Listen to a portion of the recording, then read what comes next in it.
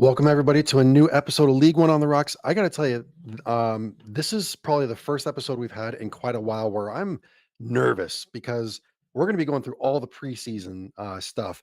We're going to go through the the standings. We're going to go through all the individual honors. We're going to go through some prop bets. But before we get to all of that, my name is Rich. You can find me on Twitter at I'm Rich, but I'm not. Joined as always by Chef Brian. Give it up for the Chef Brian, man. You can find him on Twitter at Mediocre Ace. How you doing, man? Oh, I'm doing good. Rushing through to get dinner done. That's why the delay tonight. That was completely on me. Forgot my daughter had Girl Scouts tonight, and it was my turn to make dinner. So, spaghetti, garlic bread, and spaghetti squash. In case anybody was wondering. So, Spaghetti squash. That sounds delicious. yeah, I'm not the one that eats it, so I couldn't tell you. I just go with the regular angel hair pasta, but Yeah. my wife says it's good. So, Yeah, it is. Yeah, it's good. If you haven't tried it, you should definitely try it. It's good. I spent the first part of my evening over at one of the fine establishments here in Statesboro. I was with Bryce Judy, um, the director of ops for Tormenta here, and we were having some fun, having some drinks, and we were actually going through everything that we're going to be talking tonight about tonight. So I feel like I've had, like a pregame warm up here, um, which even made filling out our questions even tougher because hearing his input to all this kind of stuff. But it's going to be such a fun show. What are you drinking tonight? so tonight I didn't get a chance to go out and get anything. So in my beer freezer, I actually have Dr. Pepper Zeros in there. So that's what I'm gonna be. There you go. See, Yeah, dueling Dr. Peppers tonight. Um, but just in case, I did stop by the Publix directly across the street from the stadium, which is where I'm currently at. You Very can nice. see the flight crew right there, the championship winning signed roster picture right there. But I picked up the Terrapin Beer Company from Athens, Georgia. If you have not had any of their Nice. beer, definitely try it. It's good, good stuff. Um, on Fridays, I typically one of the places I go to is a barbecue place here in town called Vandy's, and this is one of the beers they have there. And every single time I go there, I always get this beer, and it's so good. Beautiful. That is a beautiful can too. Yeah, it's got little terrapin. Yeah, Bourbon and hops in a guillotine. I like it. yeah, Very strong imagery. yeah. It was good. Um, I was gonna try to do the show from my apartment tonight, but I still don't have internet. I still don't have furniture. So my parents were in town on Monday and Tuesday, and they stopped by my place to do some laundry, and they saw my bedroom where I was only sleeping on blankets, and so they went to Walmart and bought me an air mattress. Jeez, you are a crazy man. I don't know how that happens. I was supposed to join some of my front office friends, Caroline, Noah, and Talik, to go to a furniture auction house about 30 minutes away from here. Um, but because we're recording tonight, I can't go to the auction, so I have to wait 2 weeks before I go to that place again to get some furniture. So I'll probably be here again next week. Very nice. But I hope they're having fun at the auctions tonight. I'm excited to go to those auctions because I feel like you're going to get power hungry when they give you that card to raise up in the air when you want to put a bid or something like that. Oh yeah. I feel like I'm going to need a really really big truck because I'm just like, yeah, I'll take that candle holder. I'll take that grandfather clock. I don't know. All just for the fun of it. I Yeah. I know exactly what you're saying. I'd be the same exact way. I could not trust myself in that situation. All right. Well, we have a ton of stuff to talk about. I mean, I'm not kidding when we have a ton of stuff to talk about. There's so many conversation pieces happening in this one here. Um, what do you want to start off with? I'll give you the deciding choice. Um, so I want to start off with a comment here really quickly from Michael in the YouTube live chat. Ooh. Um, talking about your living situation, saying, Rich, that you are living like a 20-year-old male living alone for the first time. And that No tracks. wife, no wife, no girlfriend, no dog. I'm purely by myself. This is another thing. I was afraid of my parents coming to visit my place on Monday or Tuesday because the only drinks that I had in my kitchen was like a bottle of scotch, a bottle of whiskey. Like there's just, oh boy, it did not look good. But because Well, I spend so much time like out of my apartment that I just end up going out to eat yeah. or doing something, you know? I don't know that you're doing anything to shake the 20-year-old male living alone stereotype right now. Um, but that's okay. You know, you live how you want to live, Rich. If that's comfortable for you, go right ahead. I don't blame you at all. Um, but to answer your other question, you know what? I'm actually really excited to get into the individual honor section of this. I had Yes. such a tough time Yeah. um, figuring out all of these. And if anybody doesn't know what we're talking about, the league generally puts out some things as far as the honors for the end of season awards. We've added a couple things to it, but for the most part, we're pretty much just going to be giving you our preseason picks as far as who we think is going to win these awards come end of season. So, really excited for this one. I had a hell of a time trying to do this, Mhm. and it is it is crazy to see that we only have, I think, two of the same on this entire list. So three, excuse me, 3. three. Yeah, with There's 3. three, yeah. So But we three of have the 9 same. categories. So, Right. I mean, in baseball terms, that's good, but Yeah. yeah, We agree on a third of them. So there we go. um without further ado, let's jump into our first one. Let's do it. The most impactful transfer of the season. Rich, I will let you go ahead and go first and explain your choice. I am actually gonna switch mine up on the fly here. Oh, here we go. Yeah. Um,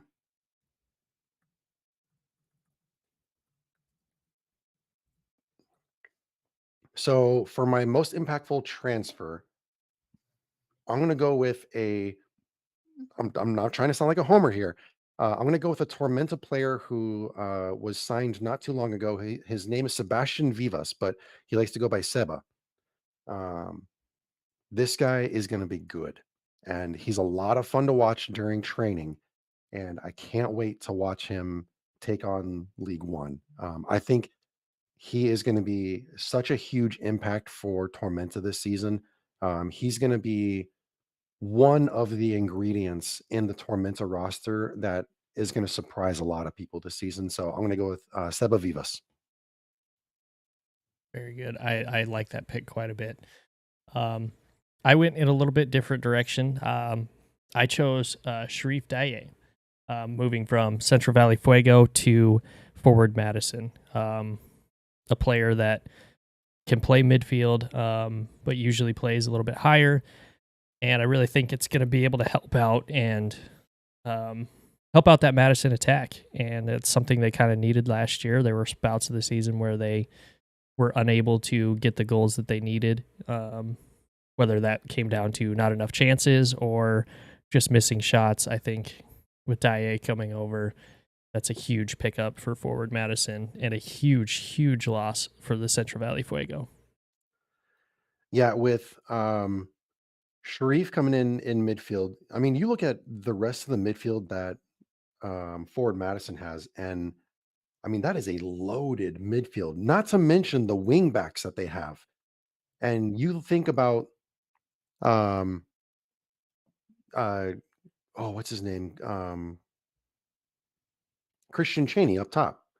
So you have all of these guys behind Christian Cheney that are going to be feeding so many offensive opportunities up to him. That's a smart choice. I like it. Sharif is going to be huge there in Madison. Sorry, How about changing one thing on the fly. coach of the year? Ooh, Coach of the Year honors. I think this will be another close race like it was last year. I think there's going to be a few coaches we haven't gone through who we are picking to win anything yet. But I think you would be hard pressed to choose anybody other than Darren Powell with Yeah, Lexington. I mean, that with the amount of firepower they have coming in, it is going to be really difficult for him not to have a good season. yeah. For me, yeah, I also put Darren Powell. I think that this could be another one of those seasons where we see some really good stuff from Casciato there in Omaha, some stuff from Glazer, from um, oh my gosh, I'm totally blanking. Eamon out there in Northern Colorado. I mean, even Spokane's new coach. Oh, I can't remember his name off the top of my head. This is the man. I'm not starting off so strongly here. I apologize, everybody, but this is going to be one of those seasons where, like you were saying, it could be a tight race for the coach of the year. But if we've looked at the previous seasons and seen the trends for coach of the year, it tends to go to, the that one coach who wins the shield, who has the most wins and all that kind of stuff. And I think that, yeah, I think Darren Powell is a right choice for it. Yeah, I completely agree. They definitely have a good chance to do that, and there is, like you said, the track record of the best regular season team coach winning. So Yeah. from there, we can move on to the Big Boy Award, the most valuable player. Who do you have winning most valuable player this season? Oh man, I'm gonna go. I almost had him for most impactful transfer, but I switched it up to MVP.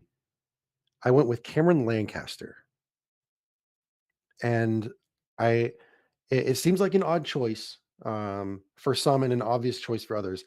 The reason that I think it's not so obvious of a choice for some is because when you look at Lexington and you have Atez Diouf up top, right alongside Cameron Lancaster, they're going to be splitting all of those offensive opportunities. But at the same time, there's the potential for Cameron Lancaster to attract a lot of attention from the defense, pulling players away and allowing Diouf to have a lot of those chances on goal. So um that's why I like Cameron Lancaster because of his impact not only on the stat sheet but on film, like when you watch it. Yeah, that's a good pick and definitely one that is hard to argue with. Somebody with that pedigree coming in. But for me, I made this pick last year, so longtime listeners of the show will understand this. And Billy King is my pick. I think last season for him was more of a learning experience on how to play in League One. Um, Learning that it is a very difficult and physical league. I think this season he's going to take a huge step forward. And I just really like all of the film I've seen from him. And after talking to Coach Zayed, I mean, he puts a lot of faith in him as well and has him high on his list as well. So, um, yeah, Billy King for me, I think is going to have a breakout huge season. And if Eamon is saying it, then I mean, it's going to be true because um, man, that guy knows what he's talking about. And when we had him on the show, he was speaking it. That's for sure. 100%. Michael came in and said Jaden Onen for most impactful transfer. That's Ooh, a good that's a choice good one. too. That is, yeah, I like it. Very good. If you're watching live, throw your picks in as we go through these too, because we want to know what you're thinking too. Very much so, yes. All right, so we did MVP. All right, let's do Defender of the Year. This one was tough for me, but at the same time, I also feel like this one is for me, it's super obvious, but I want to hear your pick first. Yeah, so again, sorry. Jordan Skilton is my pick. Obviously playing with One Knox with last season, they showed that their main priority is defending. I don't expect that to change. It wasn't really a broken system, so if it's not broken, don't fix it. Um, so to me, a guy who is a defensive guy, a guy who can really fill in and play that physical role. And in a team that places a lot of emphasis on defense, I feel like that's a guy you really got to look out for, and somebody who will definitely be up there at the end of the year. For me, I went with Tate Robertson in Lexington. Once again, highlighting the fact that if you look at the trends for Defender of the Year, the past 2 seasons, it was Arthur Rogers. Before that, it was Dami Viader. Not necessarily def- um, solely based on their defensive acts, even though they are good defenders. It also relies on their offensive prowess as well. And we saw the way that Tate was last season. And now he has these offensive weapons at his disposal that he's going to be feeding to on a routine basis. So I think for me, even though it was a tough decision, at the same time it was a pretty obvious decision for me too. And Alex Ashton with League One Updater coming in as well in the live chat saying Bruno Rendon, hands down for Defender of the Year. Another very, very good pick. I think I Uh, had him for that last year. I think you did. I believe, yeah, we were big on Rendon last year, so it would Yeah. not surprise me at all. Um, and also saying to your pick with Tate Robertson, he feels like he's going to play straight up midfield this year, so taking a step back in the defending role. But again, as you said, Defender of the Year isn't always picked by their defensive capabilities, rather their all around the field capabilities. So Yep. that'd be a tough one. Yeah. Um, so we'll move on to the next one, which is another one that we agree on, one of the three, for Young Player of the Year. And we both had Jackson Corey. Yeah. That dude can play. Um, Watching him in training, he is not a guy that is going to take a rep, take a break during a rep. If the ball is live, he is going. And even though he's the defending young player of the year, he's not resting. That guy is going. And man, is he fun to watch. And he's going to be fun to watch all season long. So, yeah, I think Jackson Corey, easy pick for me.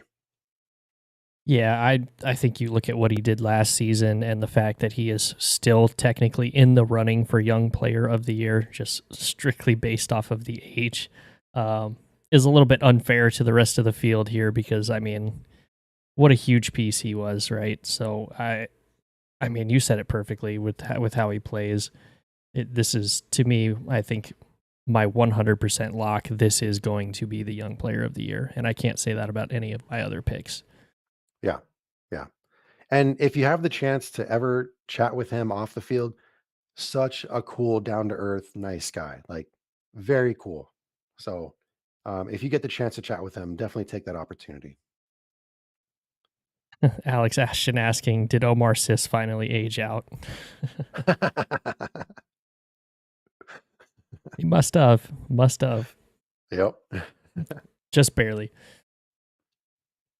So this is an interesting one and one that I always have issues with every single season since we've been doing this.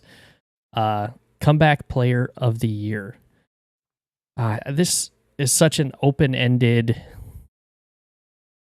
category. Do you mean comeback player as in coming back to the league? Do you mean comeback player as in coming back from injury? It's very open-ended, so I took it as comeback player of the year coming back from injury, and my pick is Connor Doyle. Transferred from Union Omaha to Tormenta. Tormenta is going to be a team that needs some of that veteran leadership this season. And it coming back from injury especially is another tough one. But I feel like where he's going, the stuff that Tormenta is able to do with some of these players, I think Connor Doyle is going to fit in perfectly down there and is going to have a hell of a season. I like that pick. For me, I think I called this one last year. Clay Dimmick from Charlotte. We've seen him and his rehab posts on social media, both on his private account and with the club account. Everything seems to be going very well. Hoping that he comes back to the field, stronger, ready to go. It seems to be, pointing in all that direction. So I'm going to put Clay Dimmick as mine, but um, two other huge valid picks for coming back from injury, like you said, Connor Doyle, but also you have to think Jake Dingler down here Mhm. at Tormenta as well. Yep. And so having two of those players battling for this award on one team um, could open up the door for Clay to win it too. But Yeah. like you said, open for from interpretation. But I'm gonna take it as back from injury as well. So that's why I'm going with Clay Dimmick. Yeah. I, that that's a great one as well. And Alex also in the live chat has another great one asking how can it not be Irvin Para? Very, very good point. Yeah, I think the only issue with that is Para did play towards the end of last season. You can still consider it a comeback season, but he did at least, I think he had an assist at the end of last season and in he the scored that last last match. goal. Yeah, a goal and an assist. Depending on how you want to play the rules, that's also another solid pick. And Yeah. Irvin Para, again, props to that dude for coming back from that as well. So comeback player of the year has all kinds of asterisks just following the title. Open for interpretation. All these, yeah, addendums on it. So, Yep. all right, Golden Glove. We were united on this one, Mm-hmm. but I have some extra choices because I think this is going to be a very tight race. Um, you and I both had Lalo Delgado from Northern Colorado. Mm-hmm. Um, and like I said at the beginning of the show, I truly don't mean to sound like a homer, but I want to tell you all to keep an eye out for Ford Parker in Tormenta. This guy is big. He takes up a lot of the goal and he can move. Like he's good. He looks good in the preseason matches. So I think he's one to look out for. You obviously have Rashid Nuhu in Omaha. You have Amal Knight in Lexington. You have Pablo Hara going to Richmond.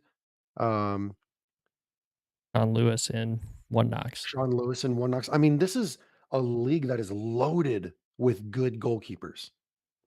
It's Mm-hmm. crazy how many good goalkeepers we have in this league. So I think this could be, a bit of a hot take. I think the Golden Glove is going to be more exciting to watch than the Golden Boot.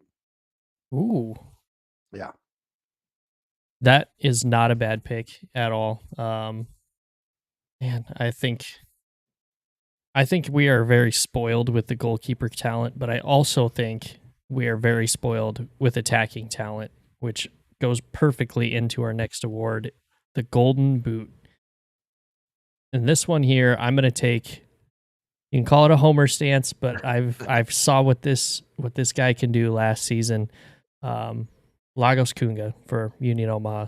I mean, some of the runs he was making was not getting picked out like he probably should have. Um, and just a couple of the goals that he scored, just insane angles. He's going to be one to look out for this season for me. And for me, I decided to go with Christian Cheney. Now, if you take away Trevor Ammon from last season, in his 26 whatever goals that it was, if you look at the remaining players, especially ones that are still sticking around for another League One season, Christian Cheney is right there in the race. And we talked about it earlier with the loaded midfield that Ford Madison has and the wingbacks that they have that are going to be pushing up the field. He's getting it every chance in the world to finish shots on goal. So I'm giving it to Christian Cheney. Yeah, that is one thing that I think Christian Cheney has over a lot of the league this season. Christian Cheney is a fantastic finisher when he can get the ball to him. And that Yeah. obviously went into their struggles last season, as you said. So great pick. I didn't even cross my mind to think Christian Chaney, but now, damn, I'm still going to go with Lagos, but Christian And I Chaney is mean, another good one. you can make an argument for Cameron Lancaster or Atez Diouf because of the fact that that's going to be a high power offense this season. Hmm. But at the same time, those guys are going to be splitting that opportunity. Whereas Christian, I think he's going to be the heavy target for Ford Madison. Hmm. Yeah, I mean, obviously, you get a guy coming in like Lancaster, who's this amazing prodigy from championship coming in to run League One. I I don't know how many places in the world that when you have that kind of pressure put on you that you deliver right away. So um, I still think he's going to be great, but I think there's going to be a bit of a learning curve. So take that for what we will, I guess. Yeah, The first hot we're getting take of some many tonight. we're getting some good comments in the live chat here as well. Um, Michael saying the NFL managed to not pick Damar Hamlin for a comeback player. I don't know how that happened either. The guy literally died on the field, and you're not going to give him the award. Like Yeah, I don't get that at all. that is a very good point. Yeah. And then Alex Yeah. coming in for the Golden Glove saying all three nominees last year were USLC cast-offs. There's precedent for Ford, so thank you. And then Michael coming in saying Sean Lewis is the one person on One Knocks that scares me as a Lexington fan. Yeah, I mean Hmm. Sean Lewis keeps them in games. That's for sure. Yeah. There were a few last season they had no business being in, but he kept them in. Alex coming in with a wild card for Golden Boot. Kudus Lawal out there at Fuego. Ooh, That is a good pick. that's a good sleeper pick. I like that pick a lot, actually. Um, yeah, I actually really like that pick. Very good. I like it as well. So now we move on to one that is, I think, personally, more exciting than any of the other ones. Golden Playmaker. So that is your assist leader for the season. I Yep. went I went with a very easy, obvious pick. The guy who finished second place last season, Yeah. Luis Heel, Yeah. going up to Spokane. And yeah, I mean, I've seen what the guy can do in person, and he will find a way to get assists. So easy for me to pick Luis. And I feel like mine is just as obvious because if you're winning defender of the year, you're also likely going to be winning assist leader of the year. So I'm giving it to Tate Robertson as well. So I'm giving him the double. Yeah, I mean, it makes sense with how they usually give out the Defender of the Year award that you would be the assist leader as well. Yeah.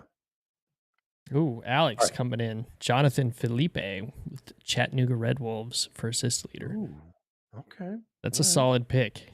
That is a solid pick. Red Wolves are going to be good this season, and I'm not sure that the league is ready for it. Yeah. Spoiler alert: both of us have them pretty high in our rankings. Yeah. That's the one pick in my rankings that angers me the most because I don't know quite where to fit them in. Mm-hmm. Yeah. But I think we should do prop bets next. Yeah, let's hit prop bets first. Okay. All right. So over under you wrote this one and I like this one. It's a good idea. Um I'm trying to avoid laughing even while saying it. Red cards for Eamon Zayed for the season. And you set it at 1.5. Yep. I'm going to put a little asterisk, little Greenville asterisk on here. Uh, it's 1.5 for straight reds for the season. And if we're going to talk about double yellow red cards, I'm setting it at 2.5. Oh man. Uh,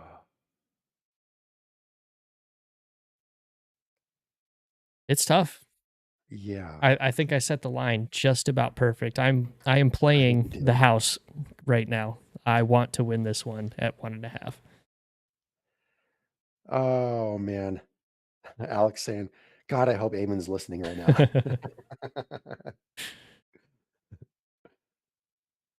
Ooh, we're even getting Eric coming in here saying, Yannick Yankum about to create lots of chances for Lexington and be that playmaker of the year. I hope so. Ooh, That very would be an exciting nice. one to watch. Rick coming in saying, "Let's go Spokane." It's gonna be an exciting Right. season for Spokane too. Yeah, I mean, it's always fun when you're an expansion side coming in and they Yep. have the opportunity to be pretty good this season. So, They've set the record for season ticket sales. Uh, the men's, they have a men, obviously they have the men's team, they have the women's team, they have the stadium they're playing in. I mean, this is a great story, and it's so cool to see them coming into League One. So I'm so glad that CBS rewarded them with that match mhm, against Union Omaha. right. But Ooh. back to the question. So we delayed answering this question. Well, We Michael got to came answer this in and said he's cashing in the under on straight reds at one and a in half. the under. Oh, I'll leave it up to you if you want to take red or yellow, whichever one you like better. I think I don't think he's going to get many reds from double yellows. For straight reds, well, I don't know because the double yellows is what's going to get him in trouble. So I'm gonna instead of the straight reds, I'm gonna go with. Oh, you said that line so damn good. I'm gonna go under on the double yellows. Under on two and a Yeah, half for double yeah. yellows. I'm gonna take it at 2.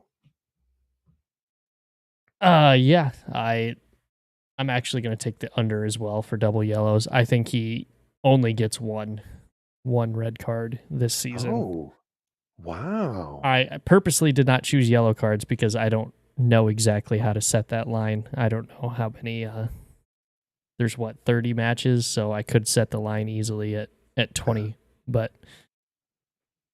we'll go with we'll go with the under for the double yellow red cards. Okay. All right. Okay. So let's go to the next one. Over under on clean sheets at the end of the season for the most clean sheets at the end of the season. And I set it at 11. Okay. Now, to give some context, Lalo had it at 13 last season. Paul Christensen had it at 10. Akira had it at 10 and 21. And then Dallas J had it at 9 and 13 and 20 and 19. So I feel like I set it at a pretty good level. What are you thinking? Oh, 11 for this season.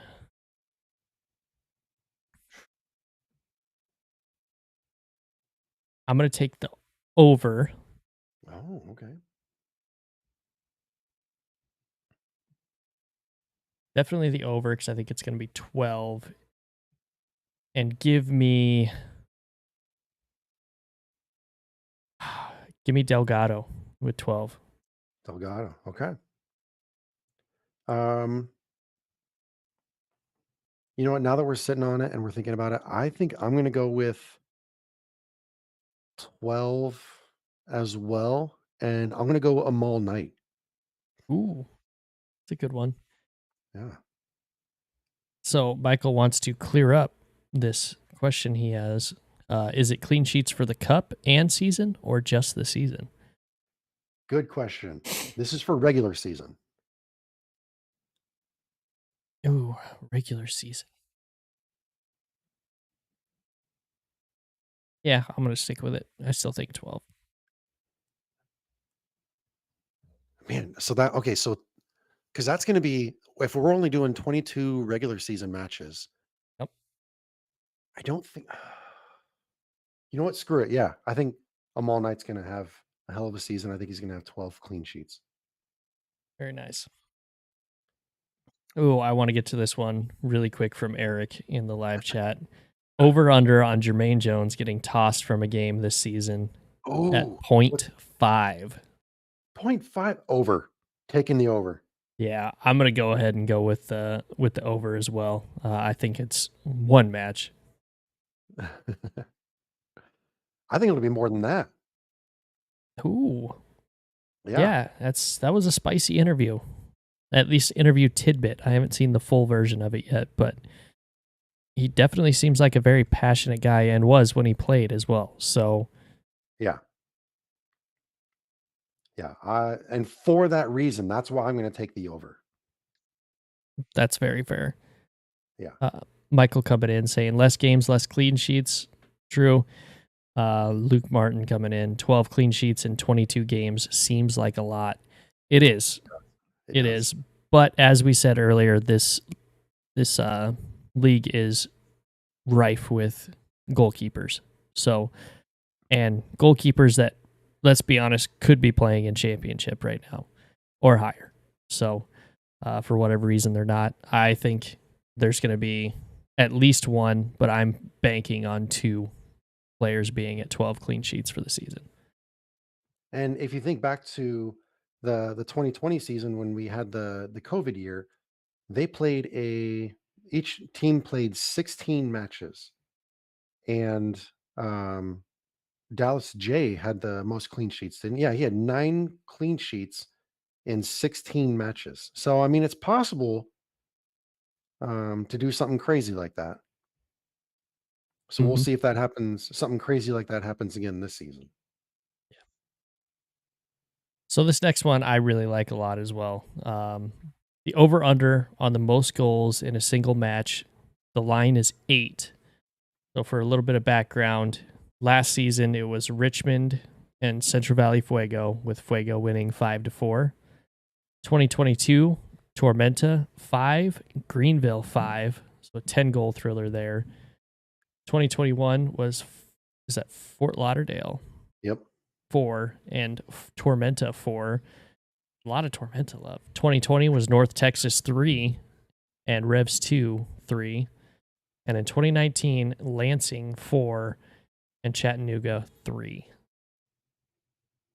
So that line is right in line with most other seasons here. I Hmm. think you set that perfectly. But I'm going to steal something from Walk In 90 right now and say chaos is going to reign in the league. And I think we will see at least a 10-goal thriller this season. Whoa! Wow, and that's only happened once in uh, league history. So a 10 goal thriller. Okay. Okay, so let's take that a step further. Who's going to be involved in the 10 goal thriller? Lexington, Okay. Madison. Oh my god. Okay. Okay. So like I said, I went out to drink with Bryce Judy, and that was so we talked about this match, like who's gonna score the most goals. And Yeah. I had Lexington and Madison as well. Boom, right there. Look at that. Mm-hmm. Great minds think alike. I mean, the firepower on both of those teams is insane. Yeah. Um, I mean, that I feel like that was the safest thing, was to put Lexington in there. I think Lexington will probably score the most goals this season, so it was an easy choice there. Um, and Michael coming in saying Lexington, Northern Colorado opening with the 10-goal thriller. Ooh, That could happen. what a start to the season. I would love to see it. Man, you had me all excited. I was about to get up and start running around here. Such a All good right. one. So now let's do over under on total goals scored at the end of the season. And if you look at history, we've been trending up Yeah. since 2020. We took we barely took a dip in the average goals per match between 2019 and 2020, but then since then we've been on the rise ever since, and we're really close to surpassing 3 goals a match. So uh, last season we had 572 goals scored in the entire season with an average of 2.98 per match. In 22, we had 461 goals, which came out to an average of 2.71. I took an approach that there was going to be a little bit of a dip this season. So I set the over under at 542 or 2.85 goals per match. Oh, that's really close. Um, I believe in the goalkeepers this season, as we kind of talked about earlier with the clean sheets. Uh, so you can go ahead and give me the under with the amount of goalkeeping talent. I don't think it's going to be much under. I'm going to say I'm going to take the under, but I'm also going to give you the amount, and I'm going to say 536. Oh, 536. Let me mark that in here. I don't know that I can do the math that quickly in my head. Actually, you know what? I don't even know why I said I don't think. I know for a fact I cannot do the math that quickly in my head. So whatever that comes out to, that's what it is. I was going to start calling you human calculator from now on if Yeah, you're able no, to do that math. no math and me. Again, if anybody listens on a regular basis, you know math and me, not friends. So I am for the exact same reason. I'm going to take the under. I don't know if I can throw like a let's see. You did it, so I'll go ahead and do it. I'll say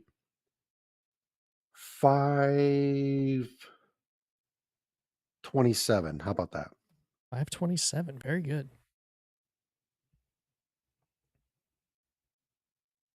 Very close.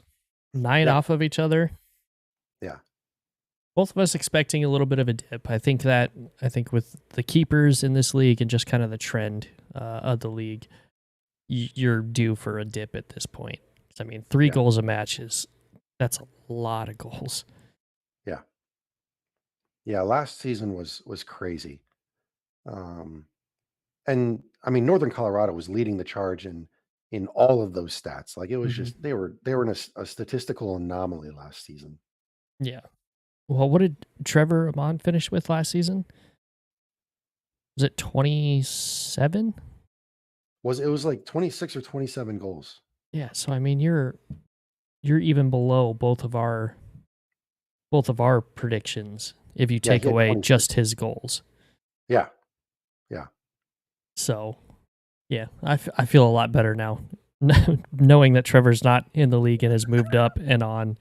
Uh, I will not be in as much fear of Northern Colorado's attack, even though it is still going to be potent this season. But Yep. you will not see another 26 goal thriller anywhere here. All right. So now we have an over under on longest win streak during the season. And I set it at 6. Obviously, Union Omaha had their spectacular run last season with 10 matches.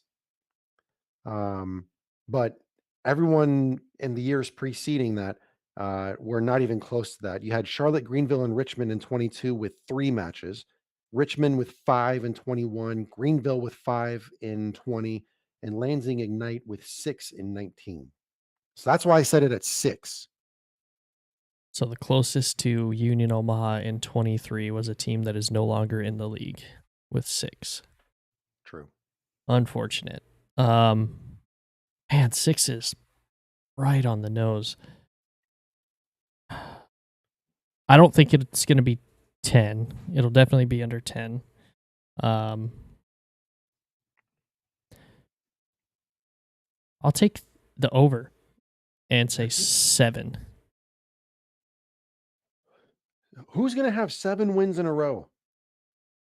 I think there's a couple teams that could. I don't want to give away who I think my top teams are. But I mean A couple?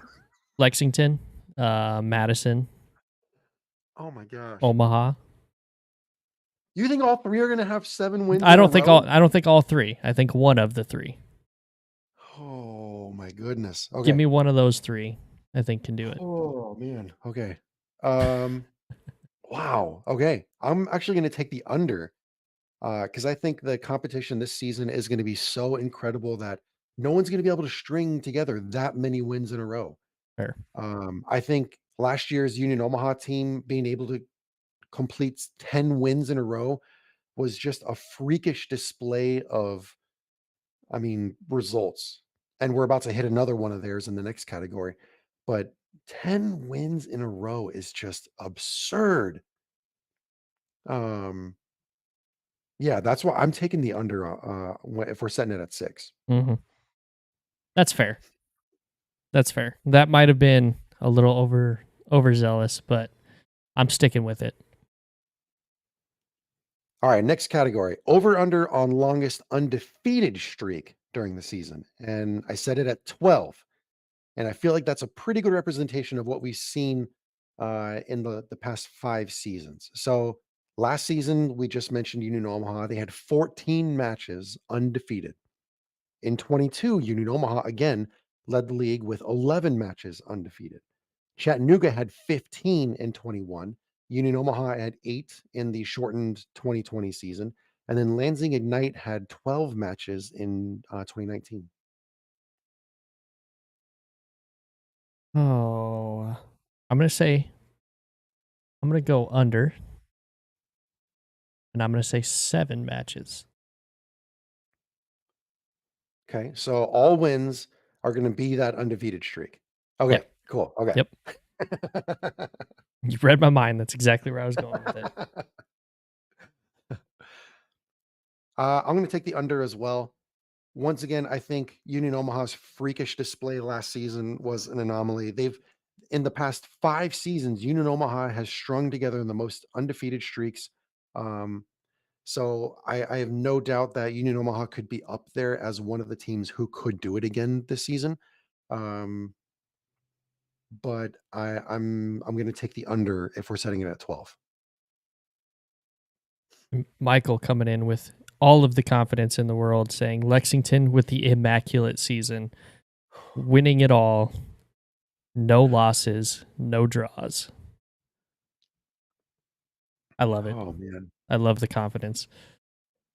Oh man. That's Bring it crazy. on. But hey, I love it. Much to me being a fan of a different team, that would be amazing to see. I don't Is think it's Michael ever an been done. Arsenal fan? I don't know, Michael. Are you an Arsenal fan? All Oh, right, okay, let's do this one's fun. The uh over under on longest winless run. So you can have draws, you're just not winning during these matches. And we set the over under at 9. Now, in 2023, Richmond had 16 matches. In 22, Ford Madison had 9. In 21, Greenville had 8. And then in the two uh, seasons prior, in 2020 and 2019, Orlando City B had 13 and 15 matches. man, most like MLS Next Pro teams are just not very good or something weird. Yeah. Anyway, um, 9. Ooh, I'll take winless run. I like 9, but for sake of argument, I'll take the under, and I'll say 7 matches as well. Okay. I don't think anybody is going to be good enough this season to completely run the table. I think it's still going to be close, and I don't think there's going to be a team this season that is just horrible to the point where they can't win a match. Yeah. So I'm going to take the under as well. You set yours at 7. Mm-hmm. Okay. I'm going to put mine at 5.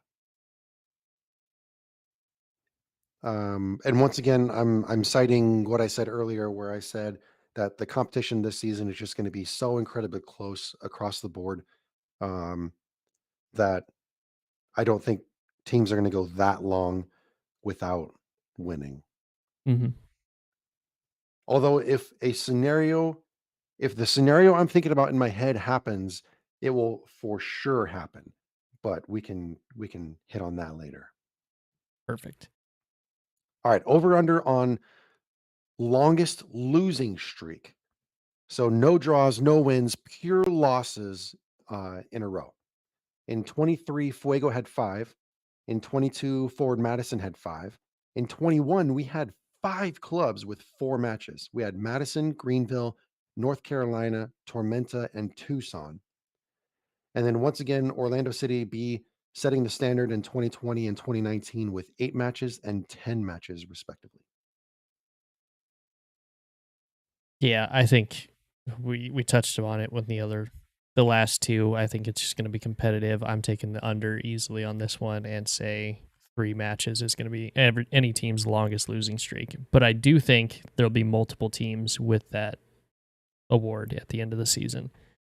Yeah, I agree. And I think I'll take the under, but I'm going to put it at 4.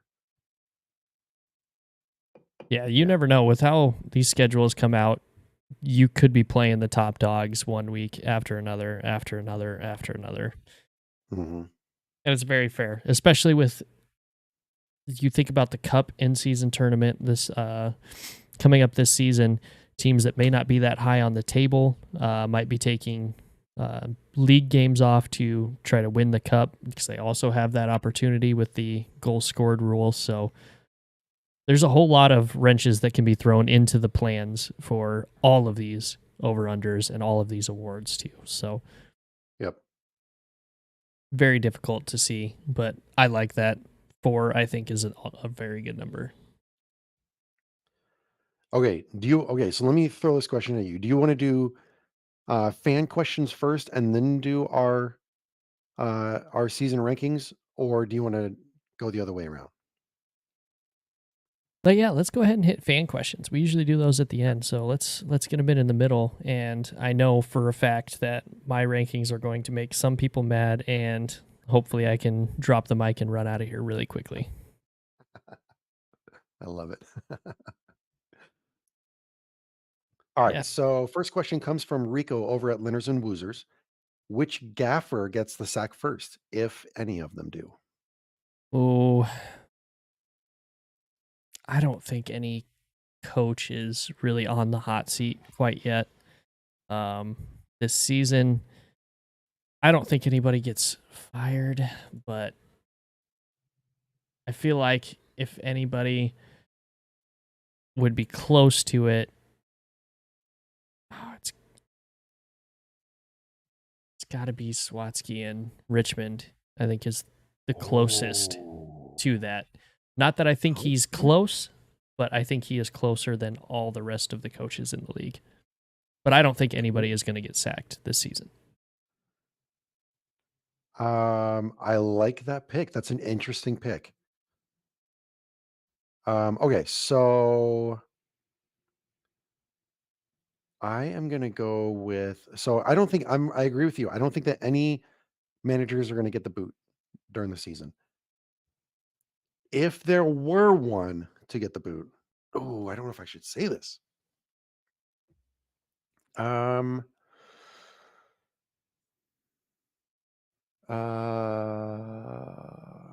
I'm gonna go Jermaine Jones. Ooh, hoo, hoo, hoo, hoo, hoo. Yeah. Not even a chance to spin the culture and gets sent out, if any. Um, Granted, we've both but said caveat. We don't think anybody is going to, but yeah, like I said, I don't think anybody's gonna get the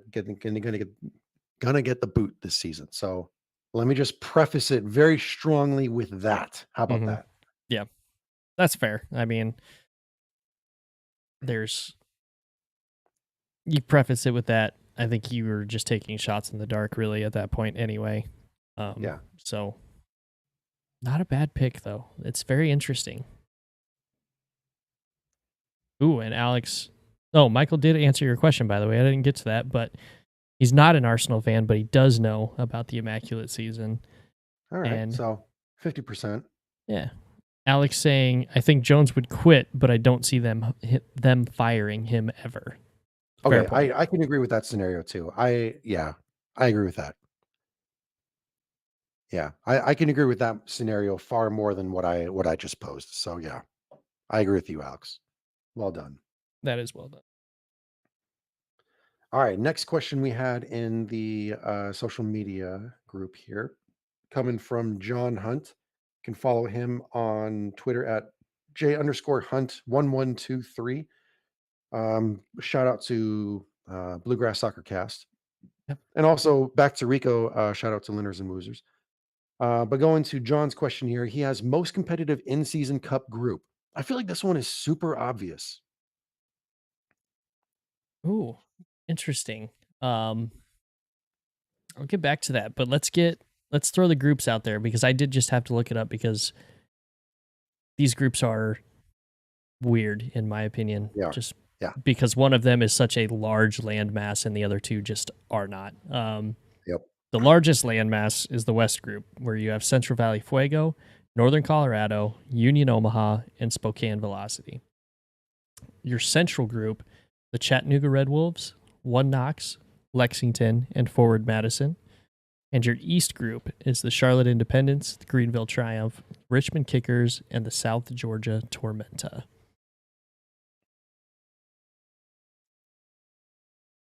So, your most competitive group. Well, you had the idea, Rich. You knew right away. What are you thinking? It's got to be the Central. You have Lexington. You have you said One Knox, Madison, and Chattanooga. Chattanooga. I mean, that's that's a crazy group right there. And they have to play each other home and away, Mm-hmm. and all the while trying to score as many goals as they can in the unlikely event that they are not the winner of their group. Mm-hmm. So, oh my gosh, that is going to be the crazy group to watch.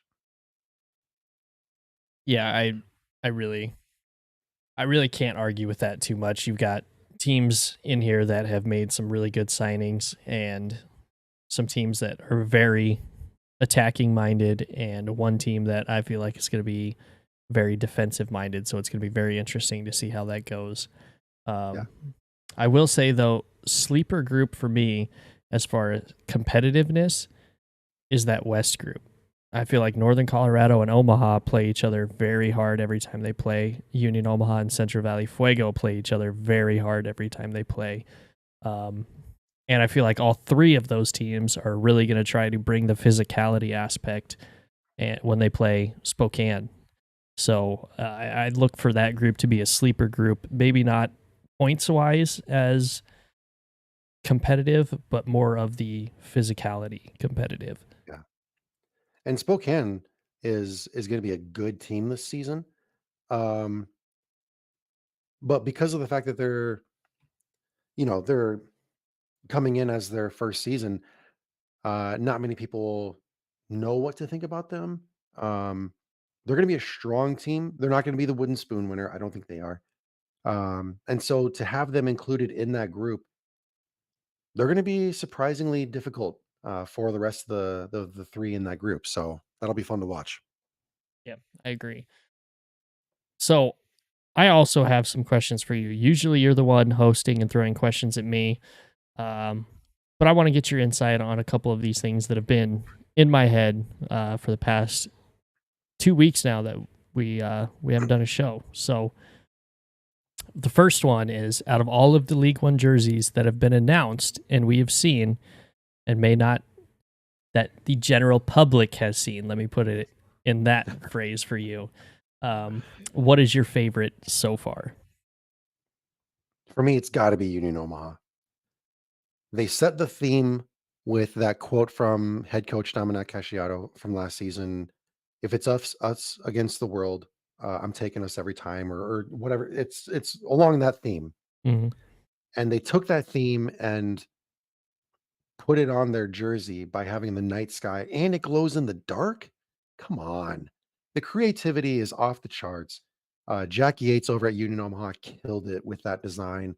Hmm. Um, it's just such a cool jersey. I can't wait to buy that jersey, and it's going to be really really cool. Yeah, I agree. That's a really good pick. But I'm also really excited for Richmond's red kit, which got announced today, which has been a long time coming for Kickers fans. So excited for them. As I said on the last one, the last podcast. Big huge shout out actually. My favorite so far um, is actually One Knox's away kit that they released. It's got such a cool retro vibe to it. Um, still playing with the same color gradient that they had and continue to have. That to me so far has been my favorite. Is that the one with the building on it? It's their white away. Kind of looks like an ear of corn. It's funnily Yeah, enough coming up the side. Yeah. that's the building they I can't remember what they call it, there in, Knoxville, but yeah, it's the one of the iconic buildings there in Knoxville. It looks really cool. I really like the design of that. Hmm. Um, and hopefully I'll have the funds to be able to buy that one this season. I'm still hoping. I haven't purchased it yet. I'm hoping I can go onto Knoxville's website like tonight and still find the Sunset kit because I love It's that cool. kit and I want to get it so bad. Um, but I agree with you. The uh, Richmond's classic red jersey, come on, like that's a winner. Hmm. It never fails when you go with a classic design, and Richmond did that, and they killed it, and I love it. I love it, I love it, love it. I wanna get that jersey so badly. Yeah. There has not been a bad jersey drop yet this season. Yeah, They have all been killer. So shout yeah. out to all the teams that have already announced it. You've knocked it out of the park. And Spokane, gotta shout out to Spokane too, because with the QR code on the front, being able to allow people to donate to the charity of the week or whatever, brilliant design, Hmm. brilliant thought process behind it. It connects the club with the community in such a beautiful way. I thinking Yep. outside the box. I love it. That's Creativity off the charts. yeah. Love it, love it, love it, love it. Well, Luke wants to know, or rather is saying, we're all hoping Rich has funds for furniture first, right? So I don't think he's ever going to break that stereotype. No, he's going straight for clothes. He doesn't need furniture. I can sleep on the floor. Yeah. I got I'm not internet at the hosting office. anybody. We don't need it. Kids before furniture, man. That's the lifestyle right there. Well, with how many cool ones have come out already, if you wanted to buy every single cool one, you would have to not get furniture. Yeah, exactly. So I guess I'm not going to the auction in 2 weeks. Michael also saying he would love Lexington to release the home kit already. I just want everybody to release their kits, man. I can't. I'm so Mhm. excited for the season. I can't wait to see what everybody's come up with. Yeah. And that So black and because green, so yeah, easy to make a so cool one. Tormenta had our season ticket member event. I think it was last week, and we gave the crowd a preview of what the kits were going to look like, both the home and the away. And we asked them, not to share any of the pictures or videos that they may have taken during the presentation, because we have a lot of things that we want to do on our end. We had the first part of our media day this past Monday. Um, and we have another one coming up where we can do things when when we have the kits that we can have the players wear and everything, and so it's going to be really exciting, and we can't wait to put it all out there. We're sitting on the edge of our seat waiting for all this to happen, and it's kind of crazy because as excited as the fans are to see the jerseys, we're just as excited to put it all out there on social media and to put it in the team store so people can buy them. So it's one of those like, I know we want to, I know you want us to, like we want to too. It's just crazy, It's, but I we'll mean, get there. all in due time. I mean, the season's right around the corner, but there's still a little bit of time. Yeah, Luke Martin saying Tormented kits are really nice, by the way. thank you, Luke. Perfect. Not Good just man. Rich's opinion. We've got another opinion in here. Perfect. I know they're going to knock it out of the park as well. So, all right. So, this one, I don't want to spend a ton of time on it because we're going to run long because I know where our conversation is going to be long on our rankings as well. But I got to get it out. Uh, and I got to ask, what do you make of the rumors that multiple MLS sides are indeed bringing their two teams into the Open Cup or even just choosing not to participate at all? You know what? USL clubs have got to be excited for whatever opponent comes in front of them. Um, but you gotta you gotta think there's an extra ounce of like, all right, let's go. When they see that they're gonna be lining up against those squads. Um, so it adds an extra dose of excitement. And we haven't even seen the draw yet. And we're still like we're counting down the days until, that kind of a matchup comes to fruition. But at the same time, we still need to get past our first round opponents. And so as much excitement as there is to come out the gates roaring and um I don't know, kicking some ass. At the same time, you have to be very mindful of how the tournament works, and you got to take it one step at a time.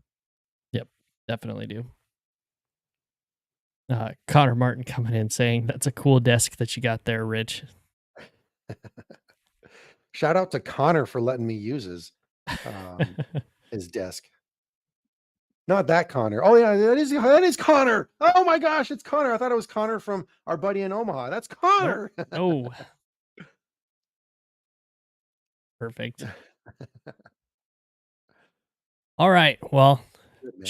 should we get into the rankings? It's that time. All right, let's do it. Where should we start? Because I've got surprises all over the board here. I'll let you choose, Rich. Where do you want to start? Start at 12th place and work our way up. Oh, let's do yeah. Before we do 12th place, let's do who's going to last the longest in US Open Cup. I've got Northern Colorado. I do too. They are a team that has been built for the Open Cup. The past couple seasons they've been in it. Unfortunately, they just ran into another team that was built for the Open Cup when they played Union Omaha. So Yeah. I've got a lot of faith. I think coach out there puts a lot of emphasis on the Open Cup and playing well against teams in higher divisions, and Northern Colorado generally brings that kind of fire. So, Yep. yeah, it's got to be Northern Colorado. Which is crazy to think about because if you look at the 8 clubs from MLS, the top level, teams that are going to be playing in the Open Cup, not the MLS Next Pro. These are, the senior squads. Of the 8 teams that are going to be in the Open Cup, 7 of them come from the Western Conference. So for us to say that it's going to be Northern Colorado being the longest lasting in the tournament, despite having to face that kind of heavy competition, says a lot about what we think about that team. Mm-hmm. Yeah, I agree. All All right. right. Well, you know Yeah. what? Why What don't you we got? do who we think is going to win the in-season cup? That Ooh, one okay. seems like another easy one to get out of the way before I start making people angry. So, I'm going with a surprise pick. Do you want me to go first? Or you want to go first? um, since you got a surprise, I'll go first for this one because I Okay. really like your pick on this one. Okay. Um, my cup winner is Forward Madison, Okay. and I don't think Forward Madison wins their group. I think Forward Madison gets Whoa. in the 4 spot for goals scored, and they end up winning the in-season cup and getting a piece of silverware for the first time. Wow. Okay. That's an interesting pick. I like it. I really like Forward Madison in one-off matches. I think that they're a team whose mentality this season is going to be, I want to come out and prove something, and this is the perfect opportunity for them to do that and get a piece of silverware. So Forward Madison for me. Even in like 2022, their first season, you and I were both going back and forth and saying, I'm rooting for them, but at the same time, I don't want to be the one facing them. Hmm. Yeah. So Yep. I agree. Yeah. Okay. All right. For my pick, I'm going with a surprise pick too. I'm going with Tormenta. Bringing the cup to Statesboro, man. Bring it. Um, It's a good so pick. yeah, I think Tormenta will win their group. And there will be some drama leading up to them winning the cup, but I think they're going to win the cup. So there we go. Perfect. All right. I think we've Okay. left people in suspense long enough. You want to go Yeah. from 12 to 1? 12-1. You and I agree. Oh no, we don't agree We on don't 12th agree. place. That's right. Okay. Um, just because we're still learning about the roster, we haven't seen them play yet. Um, there's this whole like new coaching dynamic. I'm gonna go with Fuego in 12th place. That's But fair. here's my pick for Fuego because you actually inspired this pick.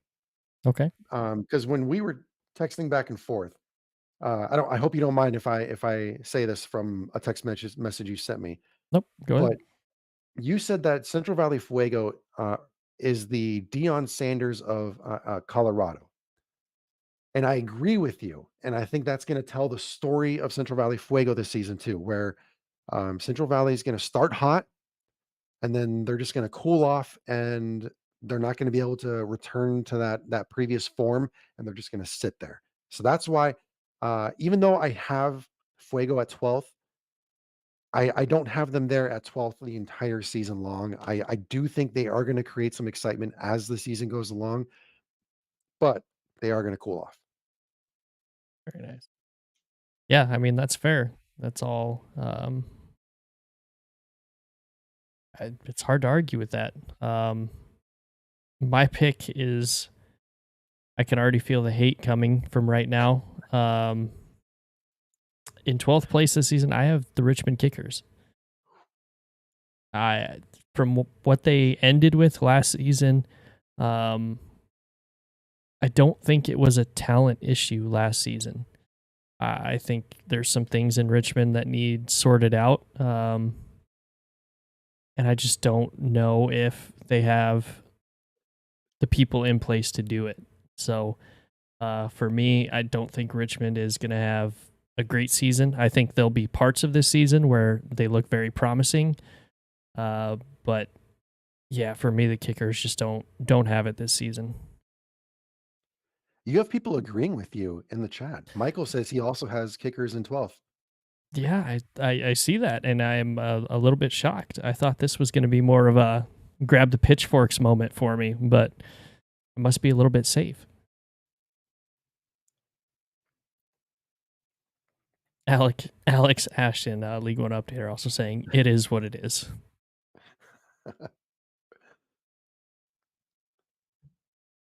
And Soup Loop saying got here right when you said Tormenta, referring to their their cup winning ways, right on time. And also saying if we get another double spoon, wouldn't that be like 6 years in a row where the same team got the wooden spoon twice in a row? Ooh, Let's see. The first two, wasn't it Orlando City B? yes. Or it might have been the And first then three. I don't know who got it in 19. I'm not going to lie to you guys. My knowledge of 19 is very minimal because I was not watching the league yet. um, in 2019, the wooden spoon winner was Orlando City B. Okay. In 2020, it was Orlando City B. It's a double. In 21, with that North Carolina? North Carolina. North And then Carolina. Okay. 22 was North Carolina. Okay. And then 23, yeah. So yeah, we could have another double spoon. Ooh. Yeah, that would Soup be. Loop's always coming in here with like Look at that. the stats that just blow your mind. Love that guy. And now you've got the person letting you use their desk mad at you saying you're giving Fuego too much ammo for March 9th, Rich. Yeah, that's our home opener next week. Um, Oh yeah, God, Fuego's coming that's to town already, isn't it? Huh? Whoa. next week, man. Yeah, it's Good crazy. Lord. Yeah, That snuck up that's on me. why I'm we're not gonna doing these lie. this week because next week is all previews. Yeah, I didn't even put two and two together on that one. Whoa. Yeah, yeah. All right. All right. So you've got Central Valley winning the Yep. wooden spoon. Who do you have right above them? got Greenville. Ooh, Yeah. Greenville. I Yeah. can see it. Yeah. I just I haven't seen the the roster overhaul or the roster refreshment or rejuvenation that you wanna see in a team, you know, coming into the new season. So that's why I have them at hmm 11. Oh, you also got to remember John Hart's leaving as well. I mean, True. that's going to be another big one. I think Did that you was see, the social media post they had today with Gio and his other, sales people going out and asking, um, people of Greenville to comment on okay, it is. what did the last guy call Greenville? I didn't get a chance. I was actually like at work supposed to be doing a daily report, so I had it like sitting up against the computer as I was writing it. So I was reading what they were saying. I didn't actually hear any of it. Okay, I'm gonna mute myself really quick, and I'm gonna go back to the last one. Yeah. So, and any of those uh, teams that were mentioned in that, you need to be putting out a T-shirt with your logo and whatever any of those people said as your crest name. It's just too perfect. The memes are there. You got to do it. The last guy in the video called him swamp rabbits. Swamp. That's a good one. The swamp rabbits. I love it. And you see Gio like bending over laughing, trying to correct him, saying triumph. Swamp rabbits, I love it. That is perfect. Oh, that's so good. Oh my gosh. Oh, all right. Well, Okay, who's your 11th pick? yeah, Fuego for me did not go very far. They're Okay, at 11. Um, okay. Partially because they are just now coming out with who they're signing. It's a week before the season. So, Yeah, Fuego, you don't put out information, so you go to the bottom. How about yeah, that? yeah. I still think you're going to be Uh, better than Richmond, but not much better. Alex coming in here saying Richmond, Greenville, Fuego are definitely the big wait and see teams. I agree. I Hmm agree with that. Yeah. Tormenta too, yeah. So I mean, I would even throw Spokane in there. hmm So I mean, that's almost half the league right there. Yeah, I feel like expansion teams are almost an unspoken, like, yeah, of course, that's a wait and see. Yeah. When you and I were texting back and forth, I even said trying to pick 9 through 12 is incredibly difficult. I feel so Hmm much more comfortable choosing 1 through 8, but yeah, this 9 through 12. Ugh, It's tough. yeah. So, Um, we didn't differ too much in where we placed teams and like what echelon of the table that they were in. I think most of our teams are pretty well cemented in the middle, top, middle, and bottoms here. Um, yeah. so that being said, who did you have at number 10? Our 9 through 12 has the same 4 teams. So at least we're consistent with that. We both have the same teams making the playoffs. Mm-hmm. At number 10, I have Richmond. I know that you have them in 12th, but I am feeling a little bit higher on them this season. I don't think they'll return to the season in 11th. I think they'll bump up just a little bit to 10th. That's fair. I mean, with the firepower they have coming back and everything like that, and the talent, it it could very well be something like that. I don't have them very high though.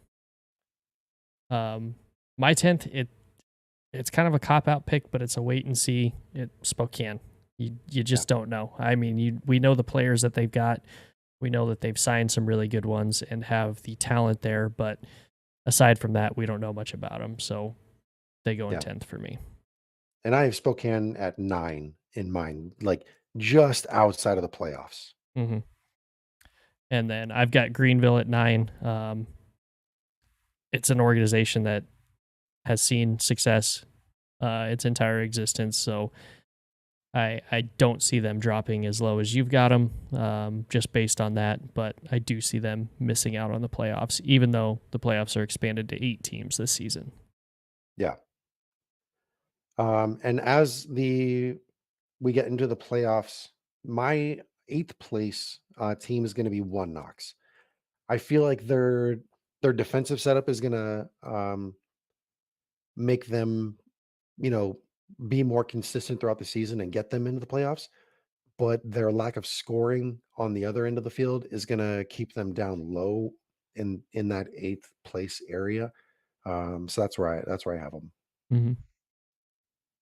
I've got Tormenta in eighth. They lost some players. They brought in some ones. I just don't know if they're going to be able to replicate um, the same feel on the field as they've had in years past.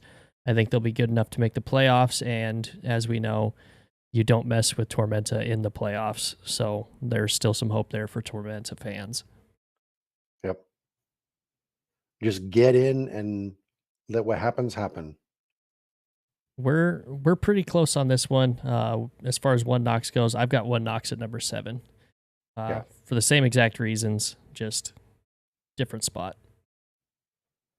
And this is where, like, I even hate the fact that I'm about to read this off, because I think they're going to be way higher than seventh. But I have Chattanooga in seventh, and I hate the Oh, fact that, yeah, I hate the fact that I even oh. said that they're going to be in seventh, because all this off season I have been saying that Chattanooga is going to be a good team, and then you look at the roster that they have heading into the regular season, and it's a good roster, and here I am putting them in 7th. I hate myself for putting them in 7th. I think they're gonna finish higher than that.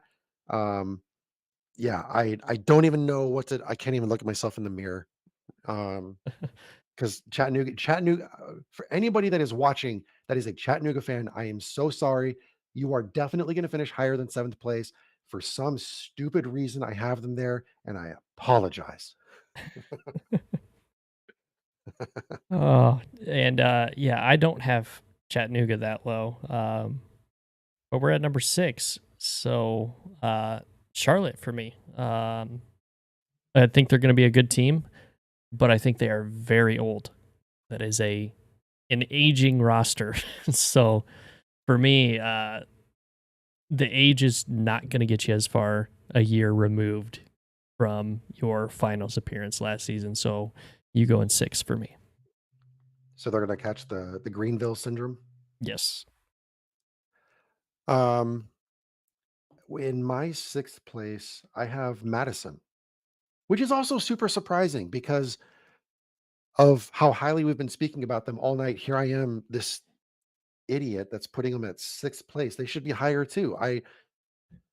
I'm sorry, Madison fans. They're going to be finishing. Madison is going to finish higher than 6th as well. I apologize. I'm so sorry. I don't know. I don't know. I just have them there. That it is what it is. They're going to finish higher than 6th.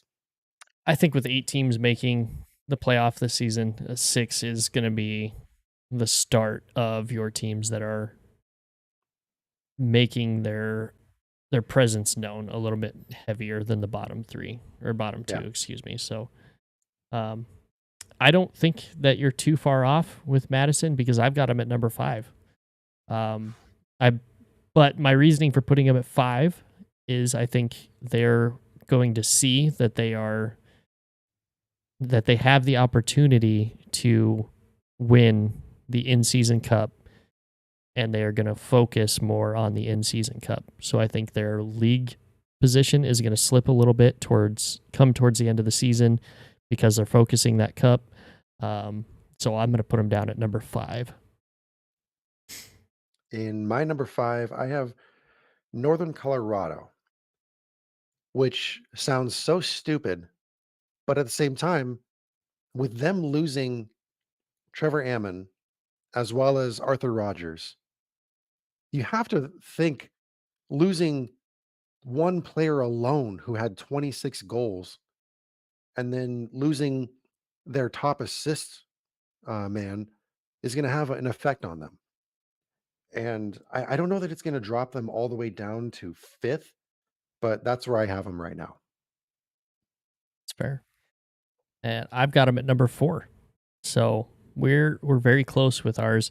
Um, I think Northern Colorado is going to do just fine without those two guys.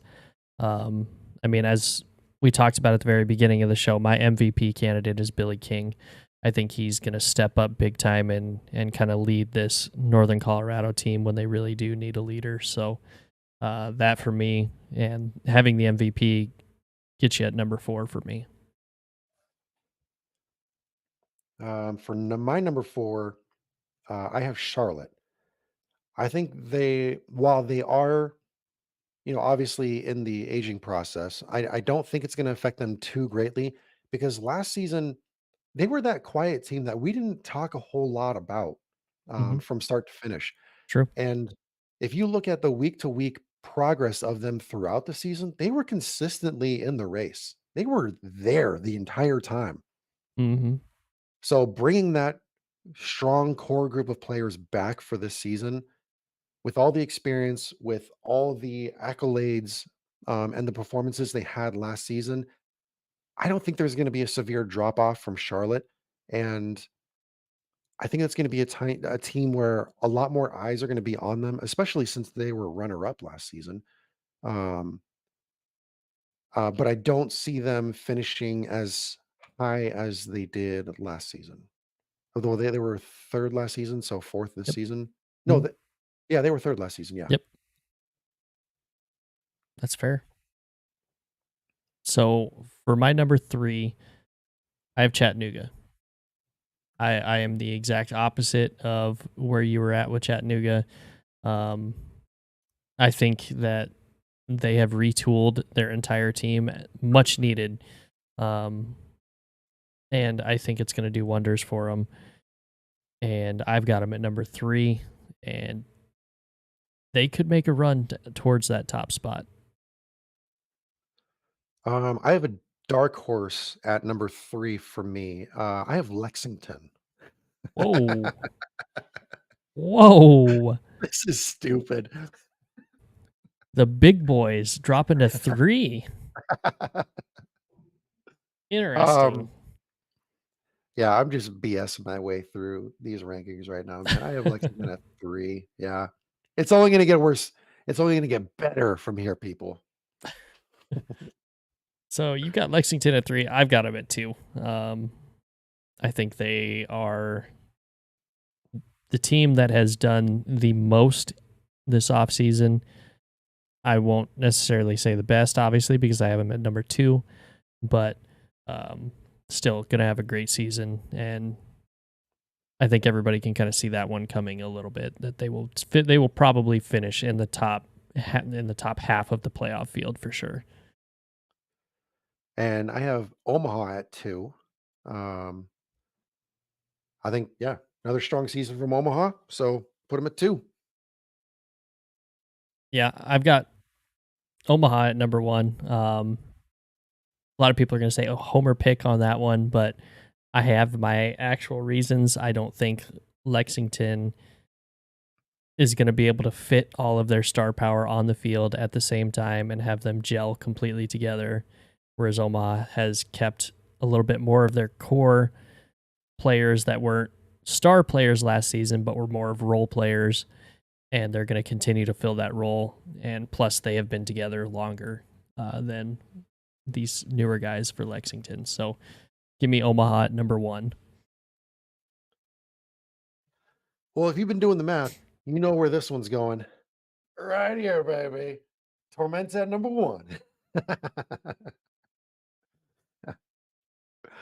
You're going to have to try to beat these homer allegations on the show right now. These preseason rankings, I mean, come on, man.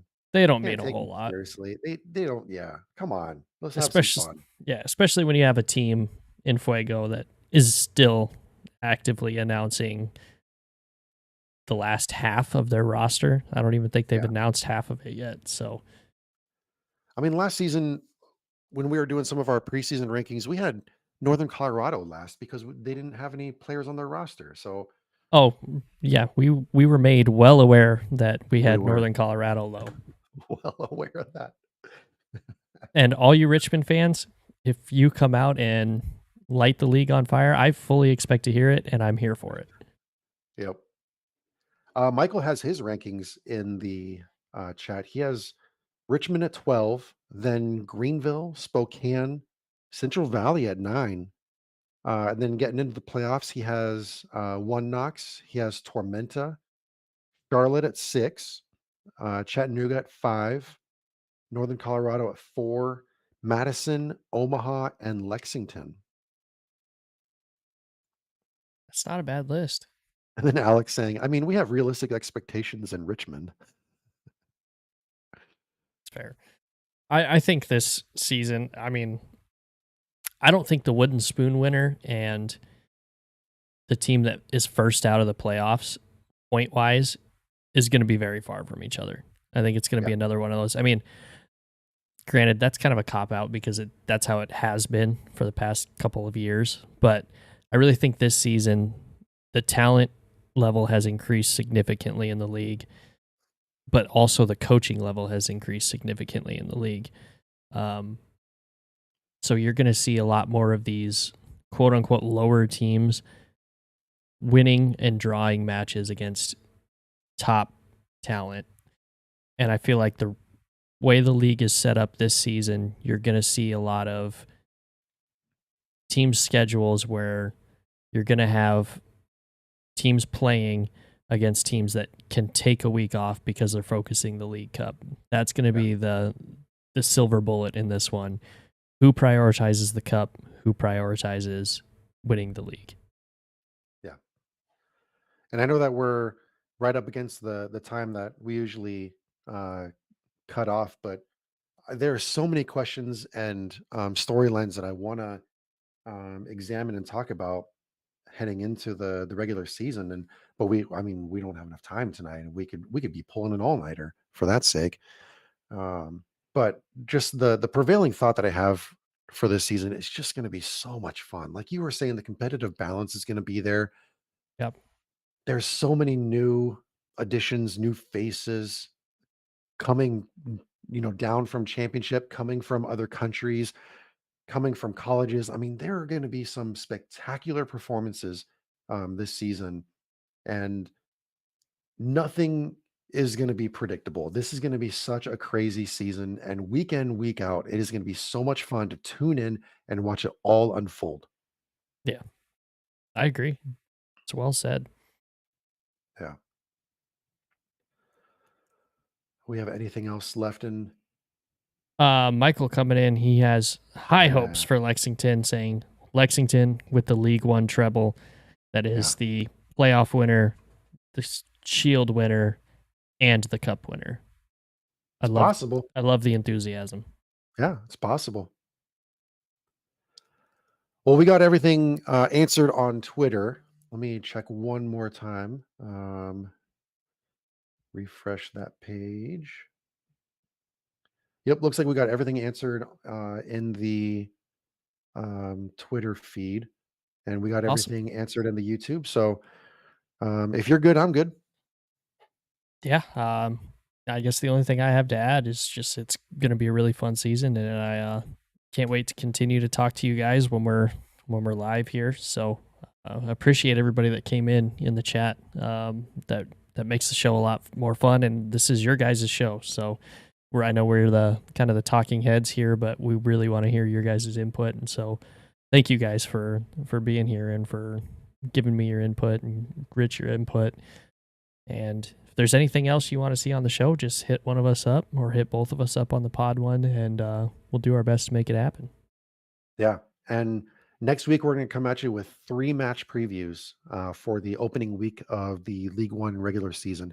We have Greenville hosting Spokane, we have Lexington hosting Northern Colorado, and Tormenta hosting Fuego. So we have a ton of stuff to talk about next week. And I mean, week 1 is next week. It is That is finally just here. so crazy to think about. And it's exciting too. So, um, hope everybody has a great rest of the week. Heading into week 1, we are so excited for week 1. I hope you are too as well. We're gonna be with you every single week of the way throughout the season to talk everything down, like break it down and discuss it and all that kind of stuff. So Tune in for a whole lot more episodes coming from us. Definitely. All right. Thanks, guys. Thank you, everybody.